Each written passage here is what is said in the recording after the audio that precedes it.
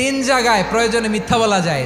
এক নাম্বার, আপনার ওয়াইফকে খুশি করার জন্য, সে একটু এরকম না বলে একটু কৌশল করে বললে খুশি হবে, ওটা বলা যায়। দুই নাম্বার, জীবন মরণের ব্যাপার, যান বাঁচানোর জন্য একটু কৌশল করে ঘুরিয়ে বললেন, এটা জায়েজ। তিন নাম্বার, দুইজন ঝগড়া লাগছে তাদেরকে মিলিয়ে দেওয়ার জন্য কৌশল করে একটু মিথ্যা বলা, ঘুরিয়ে বলা যায়। দুইজনের মধ্যে দেখলেন যে সম্পর্ক খারাপ, একজনরে বললেন, ভাই সে তো ওই দিন আপনার ব্যাপারে অনেক প্রশংসা। কি আমার ব্যাপারে প্রশংসা? কি বললো? এই বললো আপনি নাকি এই করছেন ওই করছেন, অনেক প্রশংসা। লোকটার মন খুশি হয়ে যাবে তার ব্যাপারে, ঠিক কিনা?